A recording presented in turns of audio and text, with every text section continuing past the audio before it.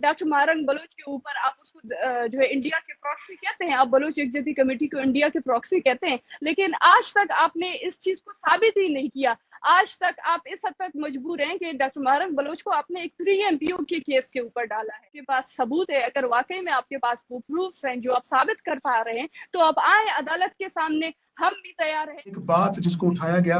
कि जी BYC जो है वो कभी भी पुरतशद्दुद वाक़यात या बिलखसूस जाफर एक्सप्रेस वाक़े की मजम्मत तो नहीं की, लेकिन लाशें वसूल करने आ गए। आप लोगों को BLA की या वो जो पुरतशद्दुद कार्रवाई वो एक पंजाबी या एक फौजी मारे जाते हैं उसकी मजम्मत नहीं करते। दफा नहीं, कई दफा मजम्मत किया है, हम अब भी मजम्मत करते हैं, लेकिन हमारे मजम्मत करने से क्या होता है? चले मैंने अभी मजम्मत किया, मेरे मजम्मत करने से आ जाती है कोई तब्दीली, कोई चेंज आ जाती है? या बलूचिस्तान में जो पुरतशद्दुद वाक़यात हो रहे हैं, मेरे मजम्मत करने से वो तब्दील हो जाएंगे? या बलूचिस्तान में इस वक्त जो बदअमनी की, कत्ल वारत की जो है एक फिजा कायम है, आया वो मेरे या डॉक्टर महारंग बलोच की मजम्मत करने से ख़त्म होती है? इस बात को समझने की ज़रूरत है कि हमसे बारहा जो मजम्मत के मुतालबे किए जा रहे हैं, आया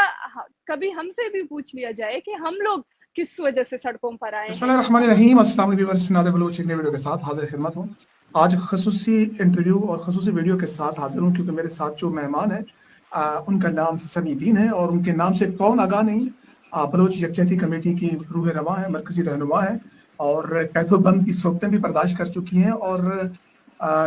रिसेंट सिनेरियो में आपने देखा कि जाफर एक्सप्रेस वाक़े के बाद बड़े लेवल पर एक क्रैकडाउन हुआ और डॉक्टर महारंग बलोच समेत मेन लीडरशिप जो है इस टाइम जेल में है। जानेंगे सूरत हाल के हो क्या रहा है और बहुत सारे सवालात हैं जो पूछना चाहूँगा। सबसे पहले तो समी, बहुत बहुत शुक्रिया कि आपने वक्त किया। कैसी हैं आप? जी, आपका बहुत शुक्रिया मुझे लेने के लिए। मैं बिल्कुल ठीक हूँ, आप कैसे हैं? ठीक है। अल्लाह का एहसान। ये बताइएगा समीदीन के ये जो हालिया जाफर एक्सप्रेस का वाक़या और जिस तरह उसको पोर्ट्रे किया गया, आपकी टेक क्या है? आप क्या देख रही हैं कि क्या हुआ? और जिस अंदाज में बताया गया कि जी लाशें उठाई जा रही थी और एक बयानिया वो है, एक एक आपका नुक्ता नजर भी आना चाहिए। जी देखिए, सबसे पहले मैं ये वाज़ेह करना चाहती हूँ कि ये जो जाफ़र एक्सप्रेस वे का हमला हुआ और इसके बाद हमने देखा कि एक बड़ी लेवल पे जो स्टेट की तरफ से एक नैरेटिव बनाया गया, लेकिन मैं ये वाज़ेह करती चलूँ कि ये क्रैकडाउन या ये बयानिया सिर्फ जाफ़र एक्सप्रेस वे के हमले के बाद से नहीं हुआ है, बल्कि बलूच यकजहती कमेटी तकरीबन 2 साल से मुतवातिर मुख्तलिफ क्रैकडाउन्स का सामना कर रहे हैं। जब हम इस्लामाबाद में लॉन्ग मार्च करके आए थे और वहाँ पर इस्लामाबाद में जबरी तौर पर गुमशुदा अफराद के लवाहिकीन हमारे साथ मौजूद थे और पूरे इस्लामाबाद ने, पूरे मुल्क ने देखा, पूरी मीडिया ने देखा कि किस तरीके से हमारे जो है साथियों पर जबरी तौर पर गुमशुदा अफराद के माओं के ऊपर उनके लवाहिकीन को जेलों में डाला गया, उनके ऊपर वाटर कैनन फेंक दिया गया, उन पर तशद्दुद किया गया। उसके बाद फिर हम देखते हैं कि जो एक राजी मुच्ची हमने ग्वादर में मुनक्किद किया था और उसको रोकने के लिए किस किस्म के हथकंडे और किस तरीके से रियासती जबर का सामना करना पड़ा हमें। पूरा बलूचिस्तान बंद कर दिया गया कि बलूच यकजहती कमेटी के इस राजी मुच्ची को कामयाबी ना मिले। और इसके बाद भी मुख्तलिफ जो है वक्तों में जब भी हमारे एहतजाजी मुजाहरे हुए हैं, चाहे वो क्वेटा में हों, कराची में हों या बलूचिस्तान के दीगर जगहों पे हों, वहाँ पर मुख्तलिफ तरीक़ों से पुलिस की तरफ से हमारे मुजाहिरीन के ऊपर तशद्दुद हुआ है। और दूसरी जानिब से हमने देखा है कि हुकूमती नुमाइंदों की जानिब से या फिर मीडिया के ऊपर, सोशल मीडिया हो या इलेक्ट्रॉनिक मीडिया हो, इसके ऊपर मुख्तलिफ किस्म के इल्ज़ामात बलूच यकजहती कमेटी के ऊपर लगाए गए हैं या उसके कारकुनों और रहनुमाओं के ऊपर लगाए गए हैं। तो पहली बात यह कि जो जाफर एक्सप्रेस वे के ऊपर हमला हुआ, ये सिर्फ वही जो एक एक्सक्यूज था, एक जवाब था, उसको मजीद जो है मजबूत करने के लिए, उस नैरेटिव को मजीद जो है वसत देने के लिए ये बयानिया इस्तेमाल किया गया कि बलूच यकजहती कमेटी ने जो जाफर एक्सप्रेस वे में जो मुसल्लह अफराद थे उनकी लाशों की वसूली के लिए जो है एहतजाज किया। पहली बात तो ये है कि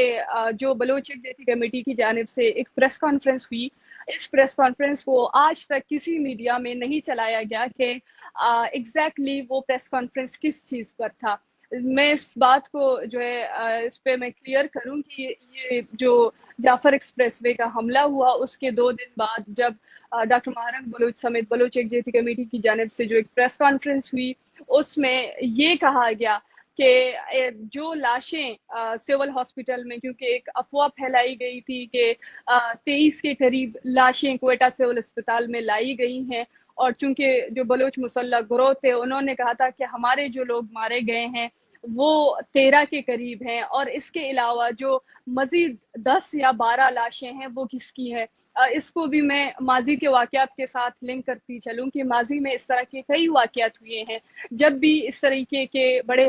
پیمانے پر حملے ہوئے ہیں یا پرتشدد واقعات ہوئے ہیں، اس میں ہم نے دیکھا ہے کہ جو پہلے سے اسٹیٹ کی کسٹڈی میں جو جبری طور پر گمشدہ افراد ہیں ان کو گولیاں مار کر ان کی لاشیں پھینک دی گئی ہیں، اور ان کو فیک انکاؤنٹر کر کے بیانیہ بنایا گیا ہے کہ یہ دہشت گرد ان کو مارا گیا ہے۔ یہ اس کی جو ہے زیارت جو واقعہ ہوا تھا اس واقعے کو میں لنک کروں، یا اس کے بعد جو مچ میں جو حملہ ہوا تھا اس کے بعد جبری طور پر گمشدہ افراد کی لاشیں جو ہے لواحقین کو وصول ہوئی ہیں، تو اس بات کا خدشہ تھا ہمیں، بلوچ یکجہتی کمیٹی کو ہمیں خدشہ تھا کہ جو مزید 12 لاشیں ہیں، 10 لاشیں ہیں، وہ لاشیں کس کی ہیں۔ تو لہٰذا ہم نے ایک جو ہے ایک لیگل ایک مطالبہ کیا کہ اگر جو 13 لاشیں وہ جو بلوچ مسلح تنظیمیں جو کلیم کر رہی ہیں وہ ان کی ہیں، تو مزید جو 10 لاشیں ہیں وہ کن کی ہیں۔ اور جس طریقے سے ہم نے دیکھا کہ جو طریقہ اختیار کیا جا رہا تھا ایک جو ہے ایک راز کے ذریعے رات کے اندھیرے میں ان لاشوں کو کاسی قبرستان میں دفن کیا گیا، تو اس بات سے ہمیں کافی خدشہ تھا کہ اس میں وہ لوگ جو پہلے سے اسٹیٹ کی کسٹڈی میں ہیں ان لوگوں کو مار دیا گیا ہے۔ لہٰذا بلوچ یکجہتی کمیٹی نے صرف اس بات کا مطالبہ کیا کہ جو لاشیں ہیں اس میں اگر 13 لاشیں وہ جو مسلح جو ہے تنظیمیں ان کی ہیں، تو مزید جو 10 لاشیں ہیں ان کی آئیڈینٹیفیکیشن کی جائے کہ یہ لوگ کس کی ہیں اور یہ لوگ کون لوگ ہیں۔ اگر واقعی میں اس کے اوپر ایک شفاف تحقیق ہوتی، اس میں آئیڈینٹیفیکیشن کا ایک پروسیس ہوتا، تو اس میں یہ چیز ثابت ہو جاتی کہ یہ وہ ملیٹنٹ تنظیم کے لوگ ہیں، تو اس میں کوئی بحث آگے رکتی ہی نہیں، وہ بات ہی ختم ہوتی۔ لیکن ہم نے دیکھا کہ اس بات کو ایک جواز بنایا گیا اور مختلف پروپیگنڈے بنائے گئے کہ بلوچ یکجہتی کمیٹی سول اسپتال میں گئی ہے اور وہاں پہ انہوں نے دروازے توڑے ہیں، وہ لاشیں وصول کرنے کی کوشش کی ہے۔ اس بات میں کوئی صداقت نہیں ہے، یہ صرف سوشل میڈیا اور میڈیا کے حد تک کی بیانیہ ہے اور بلوچ یکجہتی کمیٹی کو ڈسکریڈٹ کرنے کی ایک جو ہے سازش ہے۔ اس بات میں کسی قسم کی کوئی حقیقت نہیں ہے کہ وہ سول اسپتال میں گئے تھے اور انہوں نے زبردستی لاشوں کو لینے کی۔ ہاں البتہ یہ کلیم بی او آئی سی نے کیا ہے کہ وہ جو لاشیں تھیں آج تک کسی کو نہیں پتا تھا کہ وہ مزید جو 10 لاشیں تھیں وہ کس کی تھیں اور کون لوگ تھے۔ تو یہ بحیثیت جبری طور پر گمشدہ افراد کے لواحقین، میرے اپنے والد جبری طور پر لاپتہ ہیں، میرے اوپر یا میرے گھر کے افراد کے اوپر کس قسم کی ایک ذہنی اذیت اور ایک کرب سے ہم لوگ گزرتے ہیں جب اس طریقے کی لاشیں آ کے ملتی ہیں۔ اور بارہا ماضی میں اس طرح کے واقعات ہوئے ہیں جس کی وجہ سے ہمیں یہ تشویش اور یہ اس طریقے کے خدشے اٹھے ہیں، جس کی وجہ سے ہم نے اس چیز کا مطالبہ کیا۔ آپ نے ڈیٹیل میں بتایا، تو آپ اس چیز کو ڈینائی کر رہی ہیں کہ ہسپتال جانا یا وہاں پر جو بتایا گیا کہ وہاں پر دھاوا بولا گیا، اس طرح کا کوئی واقعہ نہیں ہوا؟ میں صحیح سمجھا ہوں؟ جی بالکل بالکل اسی طرح ہے، اور آج تک کسی بھی صحافی نے، کسی بھی میڈیا پرسن نے یہ جاننے کی، یہ سمجھنے کی زحمت نہیں کی کہ آخرکار وہ جو کانفرنس ہوئی تھی وہ پریس کانفرنس ہے کیا، کس چیز پر ہے۔ آج تک کسی نے اس چیز کو چلانے کی زحمت نہیں کی، صرف وہ جو ایک ریاستی رٹ ہے، جو ایک ریاستی بیانیہ ہے، اس کو لے کے پاکستان کی تمام اشرافیہ، پاکستان کے تمام صحافی اور سیاستدان اس چیز کو بار بار چلا رہے ہیں، لیکن جو اصل واقعات ہیں، جو صداقت ہے، اس تک کبھی کسی نے جا کر جو ہے تحقیق کرنے کی کوشش نہیں کی۔ اصل میں حقیقت اس کے بالکل برعکس ہے اور اس چیز کو جاننے اور سمجھنے کی ضرورت ہے۔ اس سمی وہ جو پریس کانفرنس جس کا آپ حوالہ دے رہی ہیں وہ یقیناً ریکارڈ ہوئی ہوگی، تو اس کا کوئی ریکارڈ کوئی موجود ہے جو پوری پریس کانفرنس جس کو استفادہ کیا جا سکے یا اصل حقیقت تک پہنچا جا سکے؟ جی اس کا پریس کانفرنس وہ کوئٹہ پریس کلب میں ہوئی تھی اور میڈیا پرسنز کے سامنے ہوئی تھی، اور جو ہے یہ آن دی ریکارڈ یہ پریس کانفرنس ہوئی ہے، یہ کسی بند کمرے میں نہیں ہوئی ہے۔ تو یہ آپ کہیں پر کسی بھی جگہ سے ایزیلی ایکسیس کر سکتے ہیں، اس پریس کانفرنس کو آپ لے کے چلا سکتے ہیں۔ درست ہے. یہ بتائیے کہ اس time doctor Mahrang Baloch almost میرے خیال میں 2 مہینے مکمل ہو چکے ہیں, اتنی قیادت آپ کی جیلوں میں ہے اور ان کا کیسز کا سٹیٹس کیا ہے؟ دیکھیں اس وقت ایک غیر یقینیت ہے, کیونکہ جب آپ ایک فیئر اور ایک جو ہے ٹرانسپیرنٹ ایک لیگل پروسیس کے تحت اگر آپ جیل میں بھی جاتے ہیں تو آپ کو ایک بات کی اطمینان ہوتی ہے کہ ایک لیگل پروسیس کے تحت آپ کے کیس کو چلایا جائے گا اور قانون اور شواہد کے بیسس پہ آپ کے کیس کو پروسیڈ کیا جائے گا, اور اگر کوئی گلٹی ثابت ہوتی ہے تو اس کو سزا ملتی ہے, اگر کوئی جو ہے بے گناہ ثابت ہوتا ہے, اس کے اوپر کوئی ایلیگیشنز نہیں ثابت ہوتے ہیں, تو اس کو جو ہے باعزت بری کیا جاتا ہے. لیکن یہاں پر ہم دیکھتے ہیں کہ عدلیہ بالکل ناکام ہو چکی ہے. عدلیہ صرف ان اداروں کی اعلی کار بنی ہے جو ہم نے دیکھا ہے اس پورے پروسیس میں جس طریقے سے 10 دن تک اس پروسیڈنگ کو روکا گیا, اور وہ جو آخری فیصلہ آنے والا تھا اس کے لیے 10 دن لگے, اور یہ پورے 2 مہینے میں جس طریقے سے ہم نے دیکھا کہ ریاستی اداروں کی جانب سے کوئی بھی قسم کی ایک بھی ثبوت کہ عدالت کے سامنے پیش نہیں کیا گیا کہ اس میں کون لوگ اس میں جو الزامات لگائے گئے ہیں آیا وہ درست ہیں یا غلط ہیں, یا کن بیسس پہ ڈاکٹر مہرنگ بلوچ سمیت اور جو ہمارے مزید 5 ساتھی اس وقت جیلوں میں بند ہے ان کو کس جرم کے تحت جو ہے جیلوں میں ڈال دیا گیا. تو یقیناً جہاں پہ ایک فیئر اور ایک ٹرانسپیرنٹ ایک لیگل پروسیجر نہ ہو آپ کے کیس کے اوپر, تو اس میں مختلف قسم کے خدشات اور جو ہے مختلف طریقوں سے آپ کو تھریٹس کا سامنا ہوتا ہے. آپ کی ایک نہ صرف آپ کی ذاتی زندگی بلکہ وہاں کی جو آپ کی سیکیورٹی ہے, یا جس طریقے سے جیل کے اندر ہمارے جو تنظیم کے ساتھی ہیں, کارکن ہیں, ان کے ساتھ جو رویہ اور جو برتاؤ اور جو سلوک کیا گیا, جیل کے اندر ان کے اوپر تشدد کی گئی, ان کو مختلف جیلوں میں ڈال دیا گیا, آئے روز ان پر تشدد کرنے کے جو ہے خبریں وہاں سے نکلتی ہیں. تو اس بات میں ہمیں نہ صرف ڈاکٹر مہرنگ بلوچ کی بلکہ جتنے لوگ خواتین کی بات جی کریں, اوور آل میلز کی بات کریں, خواتین پر بھی تشدد ہوا ہے. جی خواتین کے اوپر میں بات کر رہی ہوں. بیبو بلوچ کو گھسیٹتے ہوئے ہودہ جیل سے جو ہے ان پر تشدد کر کے ان کو جو ہے پشیر جیل رکھا گیا, اور 1 ہفتے بعد ان کو دوبارہ بے ہوشی کی حالت میں ان کو یہ نام دوبارہ واپس ہودہ ریپیٹ جیل میں کیجیے گا, لایا گیا, جو کہ بہت زیادہ ان کے اوپر تشدد کی گئی تھی. نام جی کٹ گیا تھا بیبو نام. بلوچ اچھا, جو پہلے دن ڈاکٹر مہرنگ بلوچ کے ساتھ جن کو گرفتار کیا گیا تھا, اور وہ آج بھی ڈاکٹر مہرنگ بلوچ کے ساتھ موجود ہیں. تو جیل کے اندر سے جس طریقے کے جو ہے معلومات اور جس طریقے کے جو وہاں کے واقعات ہم تک پہنچ رہے ہیں, اس بات سے نہ صرف وہاں اندر جو گرفتار جو مقید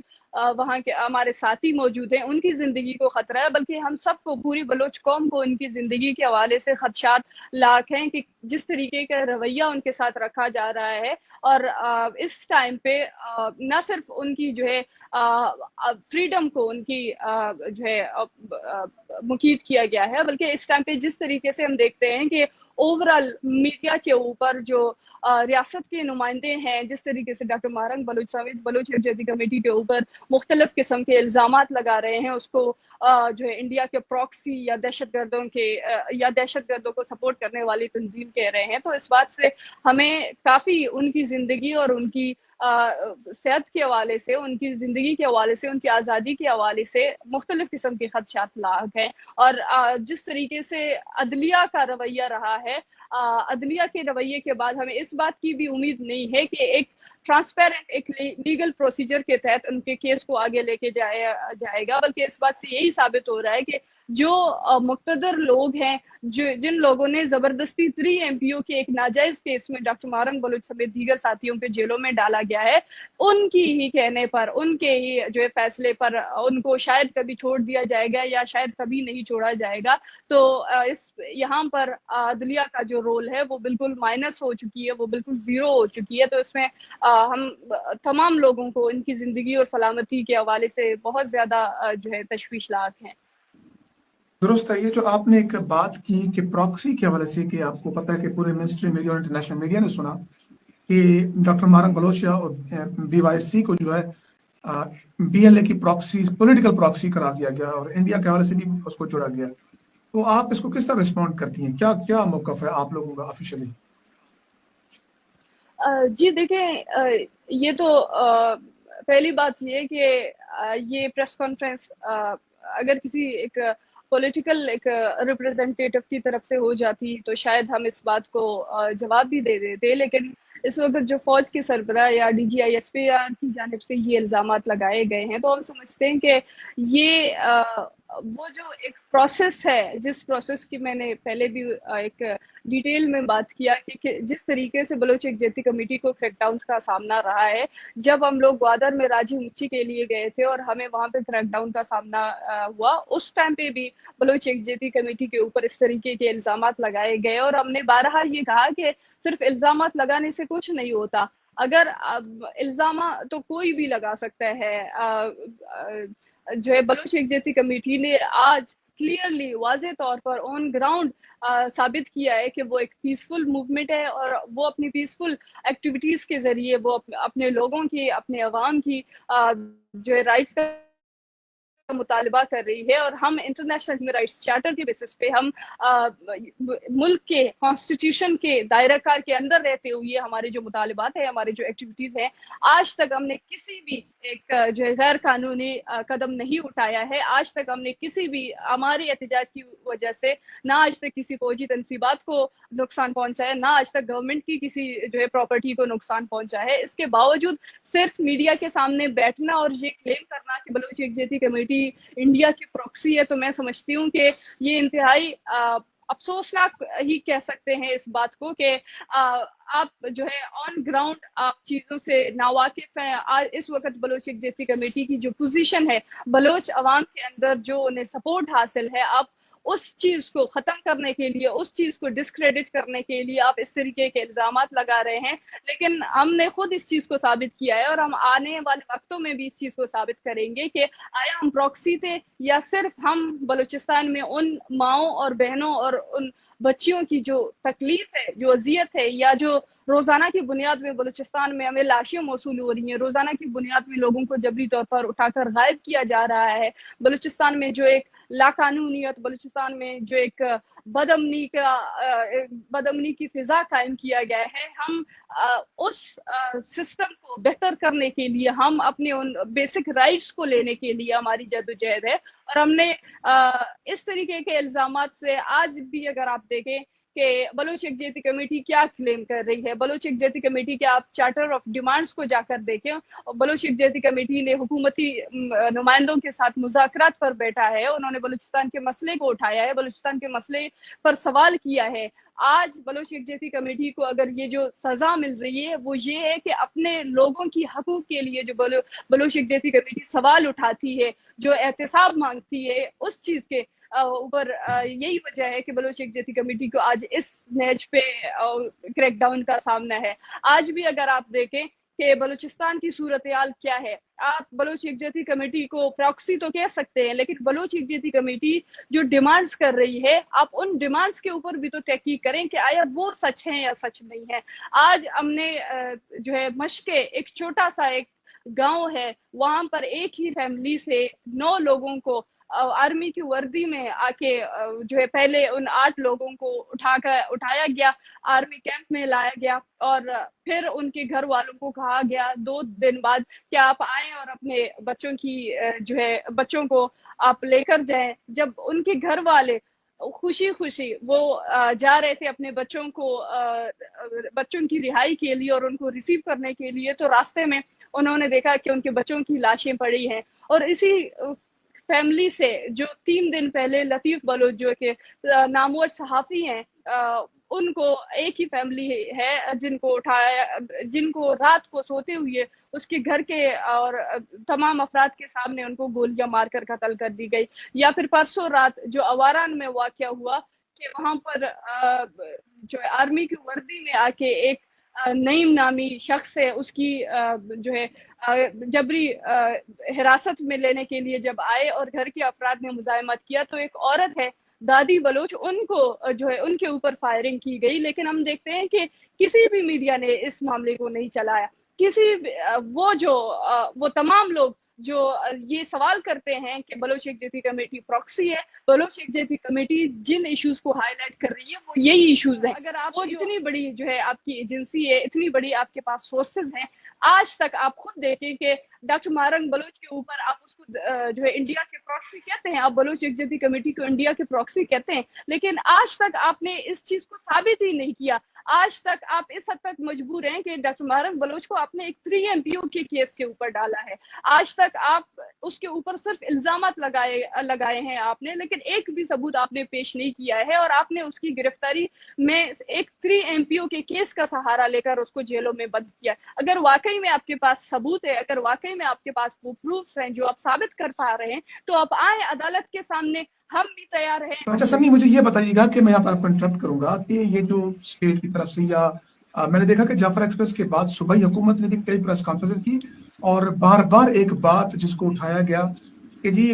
BYC جو ہے وہ کبھی بھی پرتشدد واقعات یا بالخصوص جعفر ایکسپریس واقعے کی مذمت تو نہیں کی، لیکن لاشیں وصول کرنے آ گئے. اس کو کس طرح رسپونڈ کریں گے کہ یہ ایک بار بار یہ بات کہا جاتا ہے کہ آپ لوگ BLA کی یا وہ جو پرتشدد کاروائی وہ پنجابی یا ایک فوجی مارے جاتے ہیں اس کی مذمت نہیں کرتے؟ پلیز.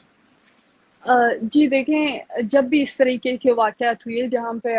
جو سویلینس کے قتل کے واقعات سامنے آئے، بلوچ یکجہتی کمیٹی کا موقف بار بار سامنے آیا ہے، اور ہم نے بار بار اس طرح کے پرتشدد واقعات کو مذمت کیا ہے.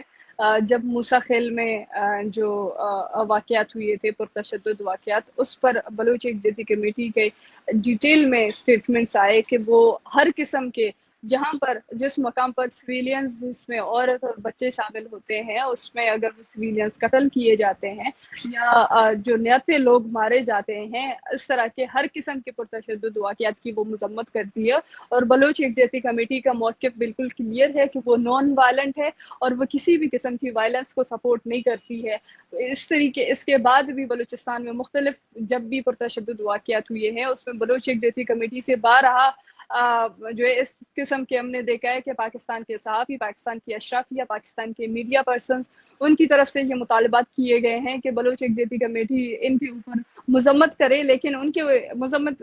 مطالبے سے پہلے بلوچ یکجہتی کمیٹی کا جو ہے مذمتی بیان سامنے آیا ہے. اور سب سے پہلی بات یہ ہے کہ ہم لوگ بلوچستان کے خود مظلوم اور وکٹم ہیں. ہم اپنے بیسک رائٹس کی بات کر رہے ہیں، ہم گورنمنٹ کے نمائندے نہیں ہیں. ہم مذمت چلے جہاں تک ایک جو ہے ہیومن رائٹس کا معاملہ ہے، آپ اس چیز کو مذمت کرتے ہیں، لیکن ہمیں یہ ٹرینڈ نہیں سمجھ آ رہی ہے کہ بلوچستان میں تمام جو ہیومن رائٹس وائلیشنز ہیں، بلوچستان میں اس وقت جو انسانی حقوق کی ایک سنگین ایک کرائسس ہو رہی ہے، ان تمام چیزوں کو آپ ایک سائڈ پہ رکھ کر صرف آپ ان مظلوم اور جو ہے متاثرہ اور ان محکوم لوگوں سے آپ بار بار مذمت کرنے کا مطالبہ کر رہے ہیں. آپ کبھی ان کے بھی تو ایشوز سنیں کہ وہ کس وجہ سے آئے ہیں، وہ کون سی مجبوریاں ہیں، کن وجوہات کی بنا پر، کس ریاستی دہشت گردی کی وجہ سے وہ لوگ سڑکوں پر آئے ہیں، وہ لوگ آج اس ایکٹیویزم میں شامل ہوئے ہیں، وہ لوگ آج اپنے بیسک ہیومن رائٹس کا مطالبہ کر رہے ہیں. بارہا ہمارے جو ہے موقف کو اس چیز میں غائب کر کے اور ہمیں اس ایک نہج پہ پہنچانا کہ ہم بار بار اس طریقے کے مذمت کے واقعات کو جو ہے مذمت کریں. ہم نے ایک دفعہ نہیں کئی دفعہ مذمت کیا ہے، ہم اب بھی مذمت کرتے ہیں، لیکن ہمارے مذمت کرنے سے کیا ہوتا ہے؟ چلے میں نے ابھی مذمت کیا، میرے مذمت کرنے سے آ جاتی ہے کوئی تبدیلی، کوئی چینج آ جاتی ہے؟ یا بلوچستان میں جو پرتشدد واقعات ہو رہے ہیں میرے مذمت کرنے سے وہ تبدیل ہو جائیں گے؟ یا بلوچستان میں اس وقت جو بدامنی کی، قتل و غارت کی جو ہے ایک فضا قائم ہے، آیا وہ میرے یا ڈاکٹر مہارنگ بلوچ کی مذمت کرنے سے ختم ہوتی ہے؟ اس بات کو سمجھنے کی ضرورت ہے کہ ہم سے بارہا جو مذمت کے مطالبے کیے جا رہے ہیں، آیا کبھی ہم سے بھی پوچھ لیا جائے کہ ہم لوگ کس وجہ سے سڑکوں پر آئے ہیں، ہمارے کیا مطالبات ہیں؟ ہم لوگ جو ہے آج ہم دیکھتے ہیں کہ وہ لوگ جو بلوچ یکجہتی کمیٹی کے اوپر ان مذمت کر کے ان کا منہ نہیں تکتا ہے، آج وہی بلوچ یکجہتی کمیٹی بلوچستان میں انسانی حقوق کی خلاف ورزیوں کے اور ریاستی جارحیت کے اوپر سوال اٹھا رہی ہے تو کوئی اس پر سوال نہیں اٹھاتا. بلوچ یکجہتی کمیٹی جن واقعات کے اوپر سوال اٹھاتی ہے وہ یہی ہے کہ جو اواران میں واقعات ہوئی ہے، وہ وہی واقعات ہیں جو مشقے میں ایک ہی گھر سے آپ 10 افراد کو قتل کر دیتے ہیں. بلوچ یکجہتی کمیٹی ان वाक़यात को उजागर कर रही है। आप लोग इस पर भी तो सवाल उठाएं, आप लोग इस मामलात को भी जानने की कोशिश करें, लेकिन नहीं, एक चीज को बारहा हमसे पूछा जा रहा है। इसमें मैं समझती हूँ कि न सिर्फ हमसे मजम्मत करने का एक बयान, जिसमें हमारी जो एक्चुअल जद्दोजहद है, जो हमारी पीसफुल स्ट्रगल है, उसको साइडलाइन किया जा रहा है। तो आप क्या समझते हैं कि सूबाई हुकूमत बार बार ये इल्जामात क्यों लगा रही है? जी देखिए, बलूच यकजहती कमेटी इस वक्त जिसको एक बहुत बड़ी पैमाने पर एक अवामी सपोर्ट हासिल है, बलूचिस्तान हुकूमत हो या बलूचिस्तान में इस वक्त जितने भी मुक़्तदर लोग हैं, हम समझते हैं कि वो सब के सब बलूचिस्तान की में होने वाली इस पीसफुल स्ट्रगल से खौफज़दा हैं। वो लोग खुद इस चीज़ से इनसिक्योर हैं। आज अगर बलूचिस्तान हुकूमत में अगर आप देखा जाए कि कौन लोग बलूचिस्तान हुकूमत में बैठे हुए हैं, वही लोग बैठे हैं जो बलूचिस्तान में कभी अमन नहीं चाहते, वही लोग बैठे हैं जो बलूचिस्तान के हालात कभी बेहतर करना नहीं चाहते, वही लोग हैं जो आज बलूच यकजहती कमेटी को मुतनाज़ा करने की कोशिश कर रहे हैं, बलूच यकजहती कमेटी के ऊपर मुख्तलिफ सवालात उठा रहे हैं। ये वही लोग हैं जो नहीं चाहते कि बलूचिस्तान में अमन कायम हो, क्योंकि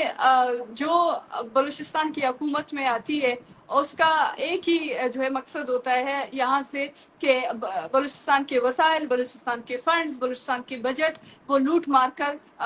खा लेना। और यही वजह है कि जब भी बलूचिस्तान में तहरीकें उठती हैं वो एहतसाब का मुतालबा करती हैं, वो यहाँ पे ट्रांसपेरेंट फेयर ट्रायल्स की जो है मुतालबा करती हैं, वो यहाँ पर अमन का मुतालबा करते हैं, तो उनके ऊपर मुख्तलिफ किस्म के इल्ज़ामात लगाए जाते हैं। ये वही लोग हैं जो बलूचिस्तान की इस जंग से जो है वो फ़ायदा हासिल कर रहे हैं। ये वही लोग हैं जो जिनको वार बेनिफिशरीज कहते हैं। ये वही लोग हैं जो कभी नहीं चाहते हैं कि बलूचिस्तान में अमन कायम हो। ये जिस तरीके के इल्ज़ामात लगाए जा रहे हैं, कभी इसके ऊपर तहकीक करने की ज़रूरत है, इस चीज़ को समझने की ज़रूरत है कि क्यों बलूचिस्तान हुकूमत हो या फिर जो है इस वक्त जो भी बलूचिस्तान में बैठे जो नाम नहाद जो रियासती नुमाइंदे हैं, वो बलूच यकजहती कमेटी के पीछे पड़े हैं, उनके ऊपर मुख्तलिफ इल्ज़ामात लगाए जा रहे हैं। यही सबसे बड़ी वजह है कि बलूचिस्तान में जब अमन कायम होगी तो उन लोगों की दुकानदारियाँ जो है बंद हो जाएंगी। उन लोगों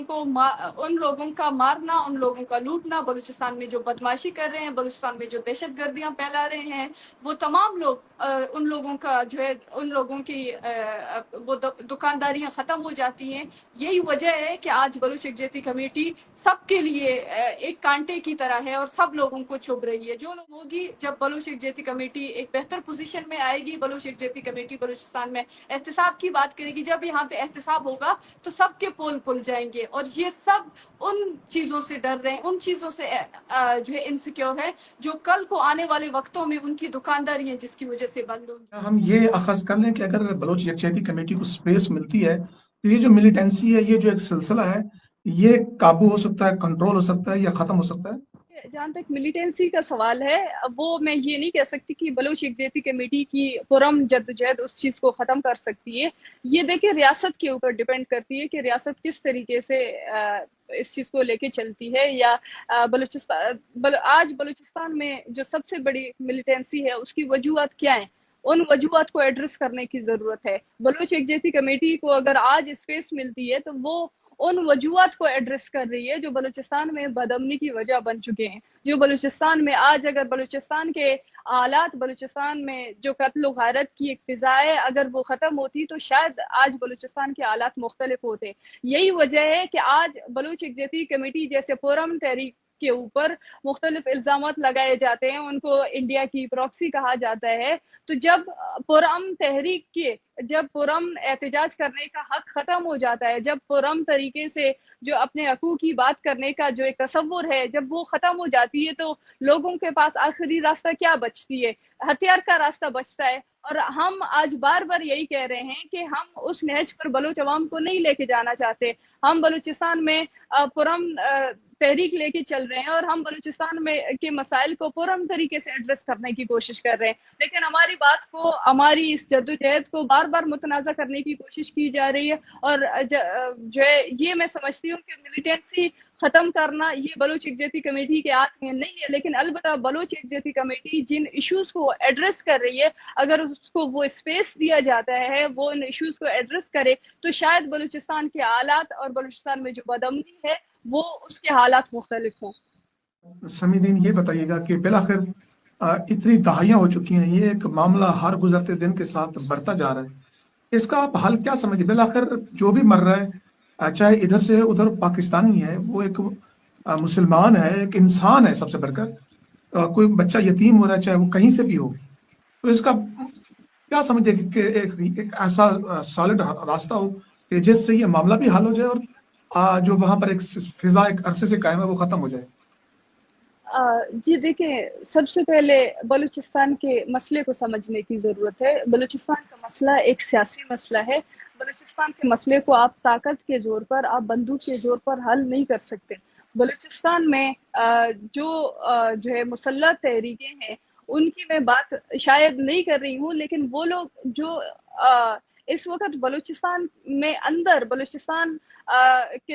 کے گراؤنڈ پہ بیٹھے وہ اس ملک کی آئین اور قانون کی بات کر رہے ہیں، ان کی بات کو سننے کی ضرورت ہے، اس کے بیانیے کو سننے کی ضرورت ہے، بجائے اس کے جو ہے ان لوگوں کو، ان آوازوں کو کچل دیا جاتا ہے جو پرامن تحریک اور پرامن طریقے سے اپنے حقوق کی بات کرنے کا جو ہے بیانیہ ہے، اس تصور کو ختم کیا جا رہا ہے۔ آپ لوگوں کو مجبور کر رہے ہیں کہ وہ بندوق اٹھائیں، آپ پرامن جدوجہد کے راستے کو آپ ختم کر رہے ہیں۔ تو اس بات سے آپ بالکل اخذ کر سکتے ہیں کہ بلوچستان میں آنے والے وقتوں میں حالات کس طرف جائیں گے۔ سب سے پہلے اس چیز کو جو سمجھنے کی ضرورت ہے، میں سمجھتی ہوں جو آنے والے وقتوں میں شاید ایک چھوٹے لیول پہ لیکن شاید ایک چینج آ جائے، وہ یہی ہے کہ آپ جو ہے بلوچستان میں جو پیسفل پروٹیسٹ ہیں، جو بلوچستان میں جو پیسفلی لوگ اپنے رائٹس کی بات کر رہے ہیں، بلوچستان میں جو جبری گمشدگیاں ہو رہی ہیں، آپ وہاں پہ فیئر ٹرائل کا موقع دیں۔ بلوچستان میں جو قتل و غارت کا ایک سلسلہ جاری ہے، آپ اس چیز کو روکیں۔ ہم نے دیکھیں، ہم سے مطالبہ کیا جاتا ہے کہ ہم ان واقعات کو جو پرتشدد واقعات ہیں آپ ان کو مذمت کریں۔ ہم نے تو جو ریاست کی طرف سے دہشت گردی ہوئی ہے اس کو بھی ہم نے مذمت کی ہے، یا پھر جو مسلط جو تنظیم ہے ان کی طرف سے جو پرتشدد واقعات ہوئی ہے ہم نے ان کو بھی مذمت کیا ہے۔ لیکن آپ پاکستانی عوام، آپ جو پاکستان کی اشرافیہ ہے، پاکستان کی جو صحافی ہے، جو دانشور ہے، ان کی طرف سے آپ دیکھتے ہیں کہ وہ ان کی جو ہے بیانیہ یک طرفہ ہے۔ وہ لوگ جو نان اسٹیٹ ایکٹرز ہیں ان کے اوپر وہ مذمت بھی کرتے ہیں، ان کو جو ہے وہ ان کی احتساب کا مطالبہ بھی کرتے ہیں، ان کو جو ہے سزا دینے کا بھی مطالبہ کرتے ہیں، لیکن وہ دہشت گردی جو ریاستی جو وہاں کی ایف سی اور وہاں کی جو پرائیویٹ ملیشیاز کر رہے ہیں اس چیز کو بھی سمجھنے کی ضرورت ہے، اس چیز کو روکنے کی ضرورت ہے۔ اور جس طریقے کے حالات بلوچستان میں آئے دن رونما ہو رہے ہیں، اس سے تو ہمیں مزید خدشہ ہے کہ بلوچستان کے حالات مزید بدتری کی طرف جائیں گے اگر یہ جو قتل و غارت کا جو ایک سلسلہ جاری ہے اس کو نہیں روکا گیا، اگر ایک ٹرانسپیرنٹ، ایک فیئر ٹرائل کا ایک طریقہ شروع نہیں کیا گیا تو بلوچستان میں آنے والے وقتوں میں حالات مزید بدتری کی طرف جائیں گے۔ جو آج پیسفل طریقے سے جو ایک ڈیموکریٹک اور ایک پولیٹیکل طریقے سے اپنے رائٹس کا مطالبہ کر رہے ہیں، ہو سکتا ہے کل یہ بیانیے کے اوپر لوگوں کا اعتماد ختم ہو تو بلوچ یکجہتی کمیٹی جیسی جو تحریکیں ہیں ان کے ساتھ بیٹھنے کی، ان کے ساتھ بات کرنے کی ضرورت ہے۔ وہ ان کے جو ایشوز ہیں جو وہ ان ایشوز کو سمجھنے کی، ان کو ایڈریس کرنے کی ضرورت ہے، ان کو حل کرنے کی ضرورت ہے، تب آپ جا کے جو بلوچستان کے گراؤنڈ کے جو ایشوز ہیں آپ ان کو اگر حل کریں گے تب آپ جو ہے بلوچستان میں جو مسلح تحریکیں ہیں یا پھر جو سپریشن کی جو ایک موومنٹ چل رہی ہے آپ اس مسئلے کو روک سکتے ہیں یا حل کر سکتے ہیں۔ ایک سوال تھا، میں اس کو اسکپ بھی نہیں کرنا چاہ رہا لیکن پوچھنا چاہ رہا ہوں کہ مریم نواز صاحبہ جب اپوزیشن میں تھی تو اس کے بڑے ویڈیو کلپس بھی وائرل ہوتے ہیں کہ وہ اس کے اوپر بات کرتی تھیں، اب جب اقتدار میں آئی ہیں تو وہ خاموش ہیں، جبکہ ہم دیکھ رہے ہیں کہ ڈاکٹر عبد المالک جو ہیں وہ ان کے والد سے جا کے ملتے ہیں اور بلوچستان کے مسئلے کو حل کرنے کی درخواست کرتے ہیں۔ کیا آپ سمجھتی ہیں کہ واقعی یہ کارگر ثابت ہو سکتے ہیں؟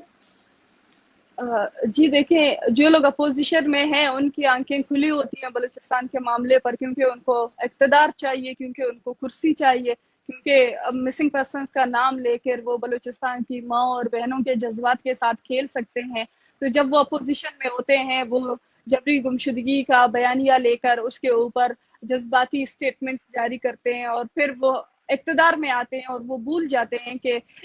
हमने कभी इस तरीके के वाक़या जो स्टेटमेंट्स दिए थे, हमने कभी इस तरीके की कोई बात की थी, या वो जो माएँ और बहनें जो कल भी अपने गुमशुदा बच्चों के लिए, बेटों के लिए वो मुंतज़िर थे, वो आज भी उसी दर्द तकलीफ से गुजर रहे हैं, उस पर वो बिल्कुल अपनी आंखें बंद कर देते हैं और अपने ज़बान पर जो है वो बिल्कुल जो है ताला लगाते हैं। तो इस बात से मुझे नहीं लगता कि फिर उनके वालिद से के साथ जाकर बैठना और बलूचिस्तान के मसले का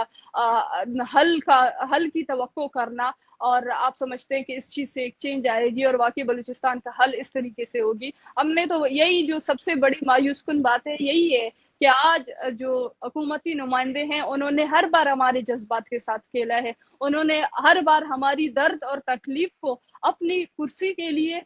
इक़्तिदार तक पहुंचने के लिए, इक़्तिदार को हासिल करने के लिए हमारे जज्बात के साथ खेला है। बलूचिस्तान में जो आज इस वक्त एक मायूसी की फिजा कायम है, यही वजह है, वही झूठे वादे जो बार बार हमसे किए गए हैं, वही जो हुकूमती नुमाइंदे जो अपोजिशन में आके उनको इंसानियत नजर आती है, उनको जो है इस मुल्क के गमज़दा माएँ और बहनें और बच्चे बेटियां याद आ जाती हैं और वो हुकूमत में जाती हैं, वो इन तमाम चीज़ों से बेखबर हो जाती हैं। तो ये चीज़ें इफ़ेक्ट करती हैं और मुझे नहीं लगता कि जो है नवाज शरीफ हो या कोई भी हो, वो बलूचिस्तान में इस वक्त जबरी गुमशुदगी के मसले को हल कर सकते हैं, क्योंकि जिस तरीके के स्टेटमेंट्स डायरेक्टली DGI SPR की तरफ से आ रहे हैं, मैं नहीं समझती कि ये बलूचिस्तान का मसला मजीद हुकूमती हद तक महदूद है। मैं समझती हूँ ये डायरेक्टली जिस तरीके से मिलिट्री के लोग इस चीज़ को जो है रिप्रेजेंट कर रहे हैं, तो इस मसले का हल भी उन लोगों के पास है जो लोग आज बलूचिस्तान में बलूचिस्तान के पीसफुल तहरीकों को जो मुतनाज़ा करने की कोशिश कर रहे हैं या उनको दबाने के लिए उसके ऊपर मुख्तलिफ इल्ज़ामात लगा रहे हैं। बहुत शुक्रिया समीदीन, आपने हमें कीमती वक्त दिया। दोस्तों, समीदीन ने अपना मुकम्मल मौक़िफ़ अपना सामने रखा है। अपने कीमती फीडबैक से ज़रूर कहा कीजिए। इजाज़त दीजिए। अल्लाह।